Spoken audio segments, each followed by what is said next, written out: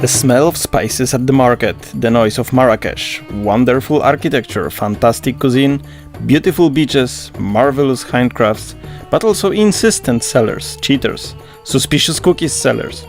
All these are my impressions of Morocco.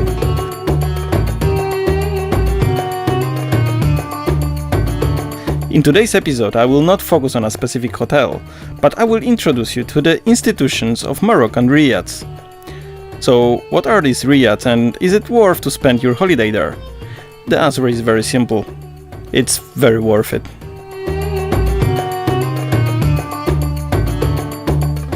The Riads are traditional Moroccan houses converted into guest houses or small, often very cozy little hotels. The most similar form to the Riads are English bed and breakfasts. The Riads, however, have an amazing atmosphere. They are most often located in the old parts of larger cities. Such districts are called medinas. If you want to get to know the local Moroccan culture and architecture, it's hard to find a better place. An accommodation in Riads is a great experience. Most of the buildings in a medina's quarters in Moroccan cities are embedded on the projection of tetrahedron and stand back together to create wonderful courtyards surrounded by living quarters. Choosing even a riad in the heart of noisy Marrakesh, you can be sure that in the middle of your riad you will find peace and quiet. The previously mentioned courtyards are a central part of every riad. The whole social life takes place there and even meals are often served in these courtyards. The most important feature of each courtyard, however, is the shadow generated by the building itself. The walls of the building create a well, full of shadow, thanks to which you can be sheltered in hot African days.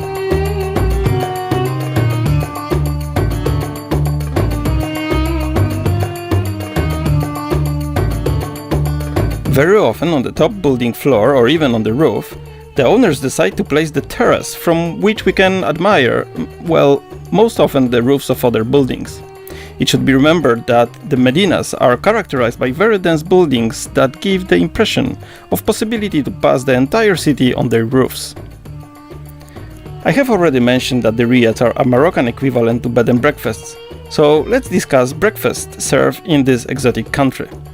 In the Riads where I was staying, the breakfasts always looked identical and consisted of a very sweet mint infusion with cake with an addition of a jam or honey. I must admit that for the first 2 days I was impressed, but in the following days I would give away all my video footage for a traditional English breakfast. I believe that there are facilities offering European meals, but why should anybody bother eating in Riads if you live a few dozen meters from the places like Jam El Fna? This is a square where street food reigns at its best. This cannot be described by words. You have to see it, smell it, and taste it. A genuine Moroccan cuisine is offered here in countless street stalls. It's a wonderful place. To sum up, the Riads are the only places I want to stay while visiting Morocco. In every major city, of course, you can find the most popular hotel chains, but they are located outside of medinas, and in my opinion do not reflect the full character of this exotic country. The only form of accommodation more interesting than a night in a riad may be an overnight stay in the desert among Berbers. However, this is a story for a different episode. Thank you for watching this episode. I highly encourage you to share this video with your friends, and please leave the comment if you like it or not. Please also visit and like our page on Facebook. More episodes like this can be found on our websites at www.hotelguru.info.